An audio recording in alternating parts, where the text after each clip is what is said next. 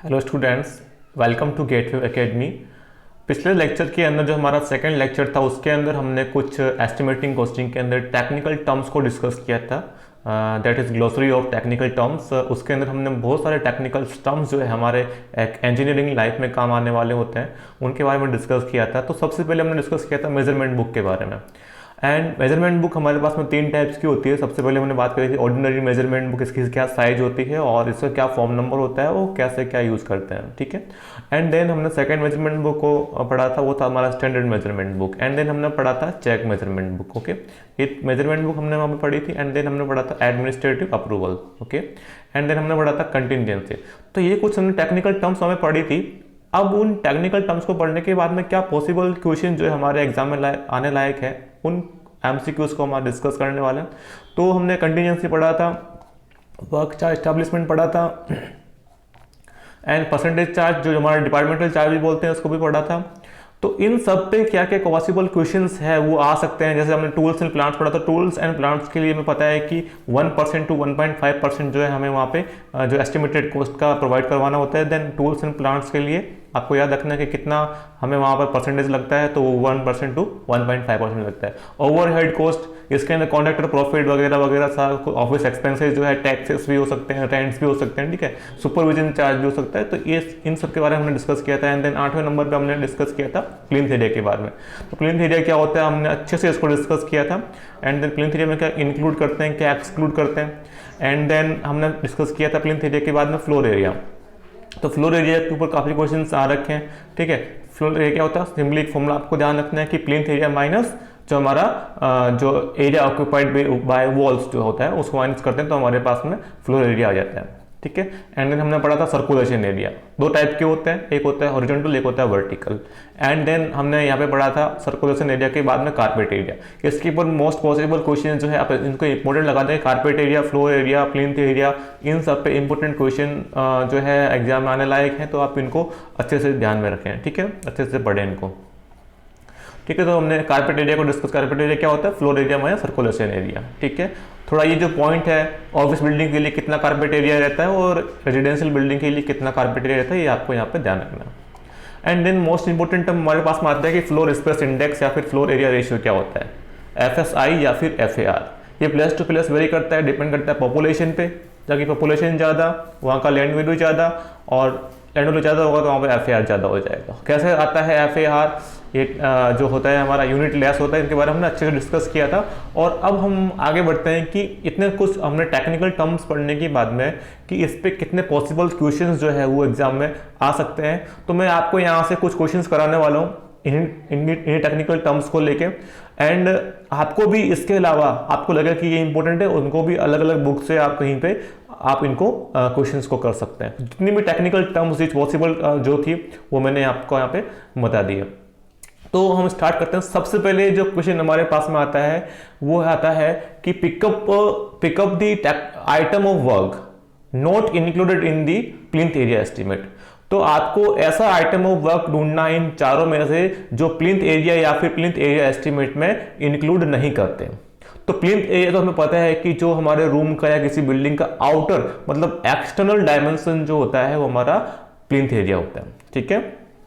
तो यहाँ पे देखिए, तो एक्सटर्नल डायमेंशन होगा तो इसके अंदर वॉल तो आएगी, तो इसका मतलब वॉल थिकनेस आएगी, ये इसके अंदर इंक्लूड होगा। तो हमें पता करना है कि नॉट इंक्लूड, कि प्लिंथ एरिया के अंदर इंक्लूड क्या नहीं करते, तो वॉल थिकनेस तो हम काउंट वहां पे करते हैं। अब आउटर हम डायमेंशन ले रहे हैं तो वहां पर रूम एरिया भी आएगा, वरांडा एरिया भी आएगा। लेकिन जो कोर्ट यार्ड होता है हमारा ओपन स्पेस, ठीक है, कोर्ट यार्ड जो होता है मैंने आपको डिटेल में बता दिया था और मैंने बोला भी था कि कोर्ट यार्ड एरिया जो है प्लिंथ एरिया के अंदर या फिर प्लिंथ एरिया एस्टिमेट में कभी काउंट नहीं करते। तो इसका ऑप्शन जो है वो माय डियर स्टूडेंट्स वो डी सही है, D is the correct option. Okay,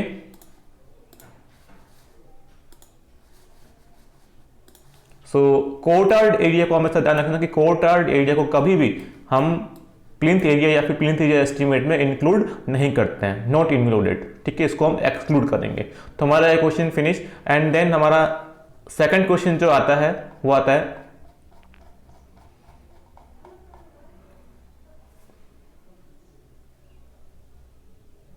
कि एक हमारे पास में एक न्यूमेरिकल प्रॉब्लम है।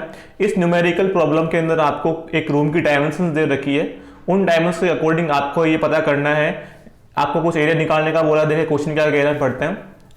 The plan of a building is in the form of A rectangular. ठीक है, किसी बिल्डिंग का प्लान दे रखा है, वो रेक्टेंगुलर शेप का है, with center line dimensions of the outer walls as 10.3 meter by 15.3 meter. The thickness of the wall is superstructure is 0.3 meter. Then its carpet area. इसका carpet area क्या होगा? Clear? तो हमें carpet area के बारे में डिस्कस करना है कि हमारे पास में एक बिल्डिंग दे रखी है या फिर एक रूम दे रखा है जिसकी साइज जो है, जो हमें सेंट्रल लाइन के अकॉर्डिंग दे रखी है 10.3 मीटर बाय 15.3 मीटर। ओके, तो हम यहाँ पे रूम बनाते हैं।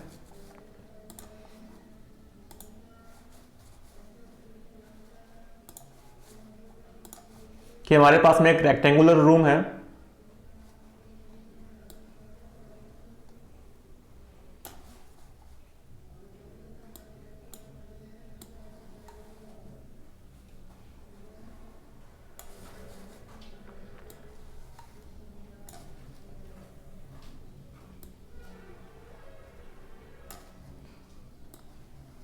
This is the rectangular room, और इसकी डायमेंशंस आपको क्वेश्चन में दे रखी है।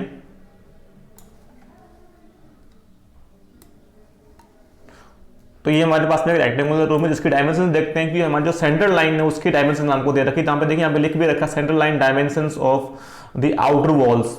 ओके, तो आउटर वॉल की सेंट्रल लाइन डायमेंशन आपको दे रखी है 10.3 मीटर बाय 15.3 मीटर। तो 10.3 जो है वो 15.3 से लेस है, इसका मतलब ये शॉर्ट वॉल की डायमेंशन है, और 15.3 जो है हमारी लॉन्ग वॉल की डायमेंशन है। ठीक है, तो मैं आपको यहाँ पर जो हमारी लॉन्ग वॉल की डायमेंशन है उसको मैं अलग कलर से बनाऊंगा। ये हमारी लॉन्ग वॉल की सेंट्रल लाइन है,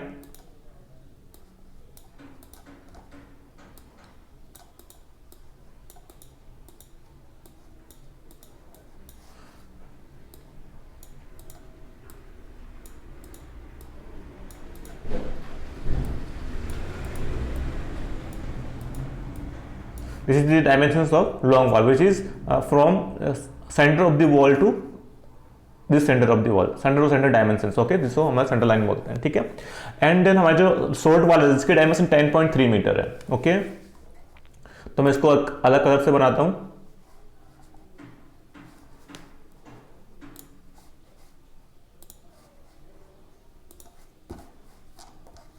एंड अभी जो मैं डायग्राम बना रहा हूं, ये जो लाइन बना रहा हूं, ये हमारी शॉर्ट वॉल की सेंट्रल लाइन है।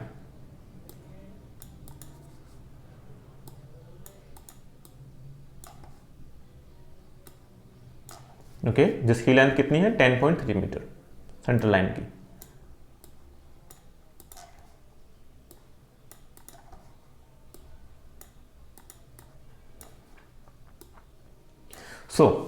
तो मैंने यहां पे क्या किया, एक रूम बना दिया जिसकी सेंट्रल लाइन की dimension 10.3 metre by 15.3 metre. Okay, so 10.3 यहाँ से लेके यहाँ तक की लेंथ, अगर यहाँ 10.3 है तो ये भी 10.3 ही होगी।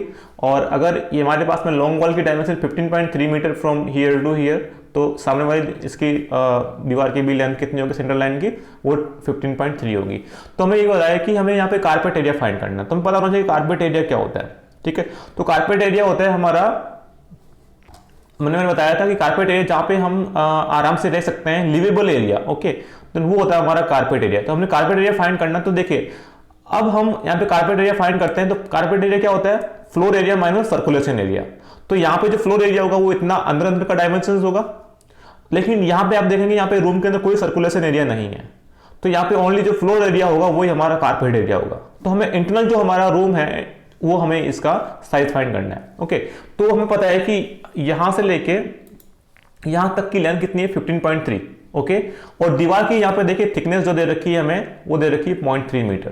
तो हमारी दीवार की थिकनेस 0.3, ये 0.3 होगी, ये भी 0.3 होगी। लेकिन हमें सेंटर लाइन से लेके यहां तक की लेंथ जो है हमारे पास में वो कितनी है 15.3, और यहां से लेके यहां तक की थिकनेस, इस वॉल की थिकनेस जो हमारे पास 0.3, लेकिन यहां से लेके यहां तक वो हमारे पास 10.3 मीटर है। तो हम क्या करेंगे, अगर हमें कारपेट एरिया फाइंड करना, तो कारपेट एरिया क्या होगा, ये वाला एरिया, यहां से ये पूरा एरिया जो हमारे पास में होगा, ये वाला, ये पूरा क्या है हमारा अब कारपेट एरिया हो जाएगा।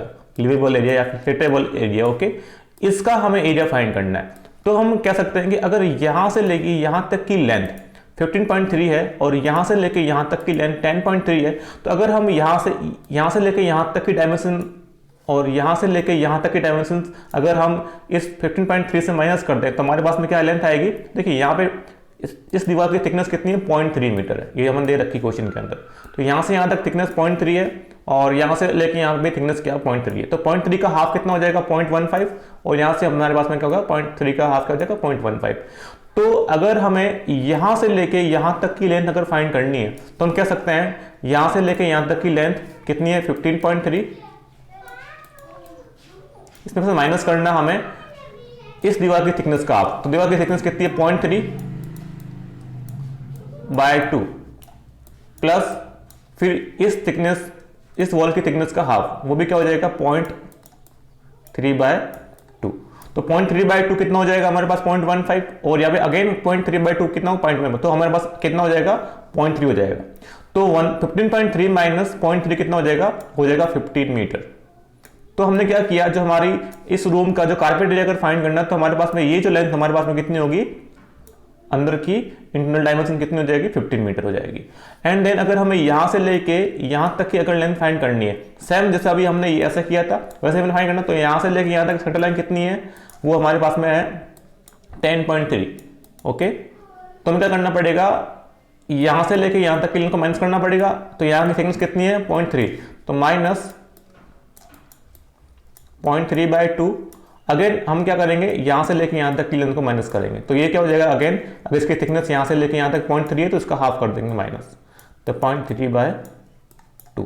तो 10.3 माइनस 0.3/2 कितना हो जाएगा, 0.15 माइनस 0.3/2 अगेन, तो कितना होगा, अगेन 0.15। तो 0.15 माइनस का ये 0.15 माइनस कितना हो जाएगा, 0.3 माइनस का, तो 10.3 माइनस 0.3 कितना हो जाएगा हमारे पास में, 10 मीटर। तो हमारे पास में जो ये लेंथ अब आई है वो आई 10 मीटर। तो 10 मीटर बाय 15 मीटर कितना हो जाएगा हमारा, तो 10 मीटर बाय 15 मीटर हमारा हो जाएगा 150 meter. Okay, so 10 by 15 meter is equal to 150 meter square. तो हमारा ऑप्शन देखते हैं क्या मैच हो रहा है, तो इसका जो आंसर होगा वो 150 मीटर स्क्वायर होगा। ओके, तो देखिए हमारा फर्स्ट ऑप्शन जो हमारा क्या है वो 150 मीटर स्क्वायर ही है। ठीक है, अदर 157.5 ये नहीं हो सकता, 165.36 ये भी नहीं हो सकता, और 170 मीटर ये भी नहीं हो सकता। तो 10/15 मीटर जो हमारा है 150 मीटर स्क्वायर, वो हमारा ए ऑप्शन सही है। इसका मतलब ये हमारा 150 मीटर स्क्वायर इसका कारपेट एरिया होगा इस रूम का। ओके, तो इस तरीके से आपको कॉन्सेप्ट ध्यान रखने और हर एक क्वेश्चन को अच्छे से मिला के आपको वहां पे एग्जाम में करके आना है। ठीक है, नेक्स्ट क्वेश्चन देखते हैं क्या है। थोड़ा टाइम लग रहा है समझाने के लिए, लेकिन कोई दिक्कत नहीं, आपको अच्छे से समझना है, देन इसका आंसर आपको दे के आना है। नेक्स्ट क्वेश्चन ये कह रहा है, अगेन हमारे पास में न्यूमेरिकल प्रॉब्लम आ गई है। तो इस न्यूमेरिकल प्रॉब्लम को हम सॉल्व करेंगे। इसके अंदर आपको प्लेन एरिया पूछा गया कि प्लेन एरिया क्या, पिछली बार हमें वहां पर कारपेट एरिया के बारे में डिस्कस करना था, इस बार हम प्लेन एरिया। तो इससे पहले जो हमारा सेकंड लेक्चर उसको अच्छे से अगर आपने समझा है तो आप आराम से इस क्वेश्चन को कर पाएंगे। तो देखते हैं कि इस क्वेश्चन क्या कह रहा है।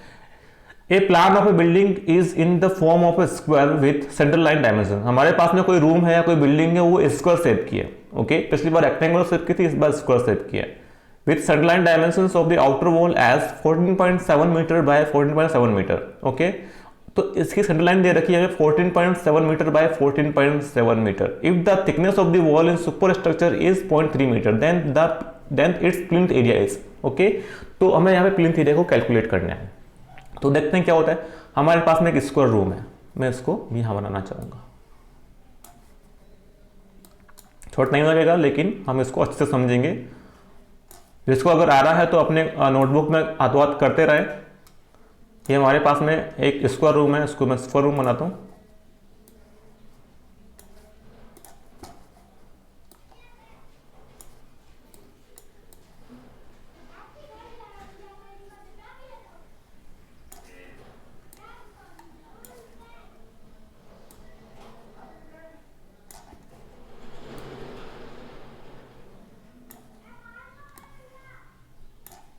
This is the square room. Okay, तो इसकी जो सेंटर लाइन डायमेंशन आपको दे रखी है 14.7 मीटर बाय 14.7 मीटर दे रखी है, ओके।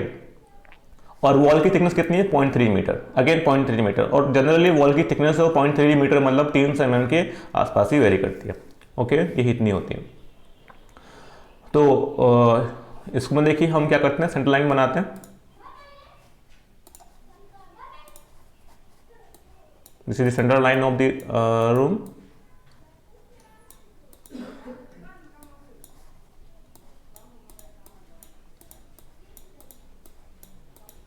जो सेंटर लाइन एक रूम की होगी वो सभी रूम्स की सेम, वो सभी जो सेंटर लाइन एक वॉल की होगी वो सभी वॉल की सेम होगी, क्योंकि एक हमारे पास में जो रूम है, ये बिल्डिंग जो है वो एक स्क्वायर शेप की है, ओके। तो मैंने सभी को एक ही कलर में बना दिया। तो जो लेंथ एक वॉल की होगी वो सेंटर लाइन सभी वॉल की होगी, ओके। तो सेंटर लाइन हमें दे रखी है 14.7 मीटर बाय 14.7 मीटर। तो यहां से लेके यहां तक की जो लेंथ हमारे पास में वो कितनी है 14.7 मीटर, ठीक है। सामने वाली दीवार की भी कितनी होगी 14.7 मीटर, और इसके लेफ्ट राइट दोनों में कितनी होगी 14.7 मीटर, ठीक है। तो हमें ये पता है कि प्लिंथ एरिया क्या होगा। तो प्लिंथ एरिया में पता है कि जो हमारे एक्चुअल डायमेंशन होती है किसी बिल्डिंग की, अगर उसको हम मल्टीप्लाई करते हैं लेंथ एंड विड्थ को, तो हमारे पास में प्लिंथ एरिया आता है।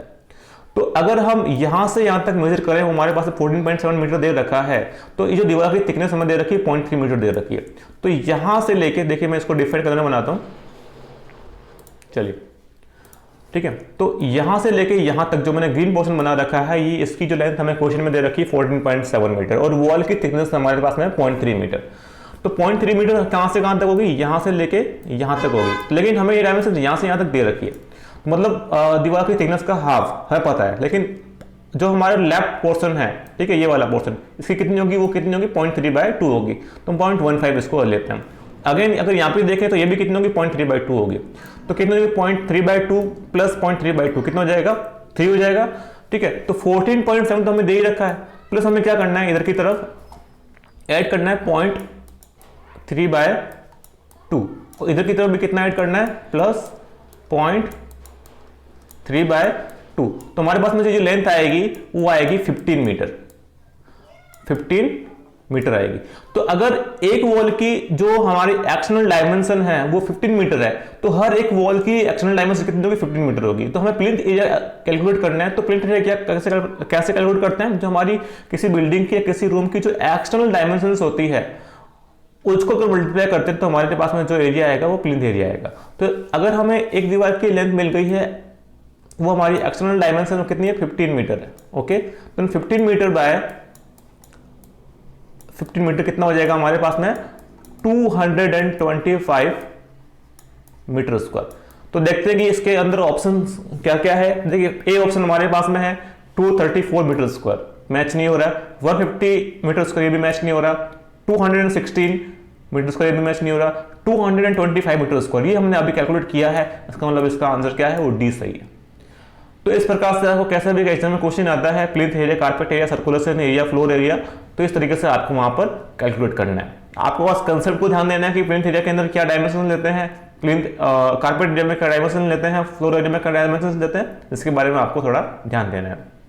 अगर नहीं आपने सेकंड लेक्चर नहीं देखा तो प्लीज उसको देखें एंड देन थर्ड लेक्चर पे आप आए, ओके। नेक्स्ट क्वेश्चन देखते हैं। नेक्स्ट क्वेश्चन क्या कह रहा है। सो नेक्स्ट क्वेश्चन कह रहा है हमारे कि जो हमारा फ्लोर एरिया होता है,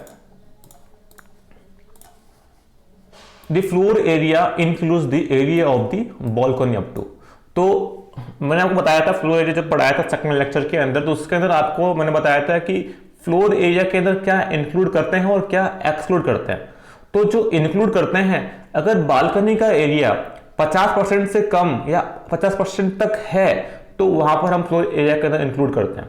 मोर देन 50% होता है तो हम उसको एक्सक्लूड करते हैं, इंक्लूड नहीं करते। तो इसका जो ऑप्शन है वो डी ऑप्शन सही है, ठीक है। तो हमारा क्वेश्चन ये कह रहा है the floor area includes the area of the balcony up to. तो बालकनी का एरिया अगर 50% से कम है तो उसको हम इंक्लूड करेंगे फ्लोर एरिया में, अगर ज्यादा है तो नहीं करेंगे। इसका मतलब ऑप्शन डी सही है, बाकी सब गलत है, ओके। नेक्स्ट क्वेश्चन, एक बार आप सेकंड लेक्चर में जाके देख सकते हैं कि फ्लोर एरिया के अंदर क्या इंक्लूड करते हैं और क्या एक्सक्लूड करते हैं।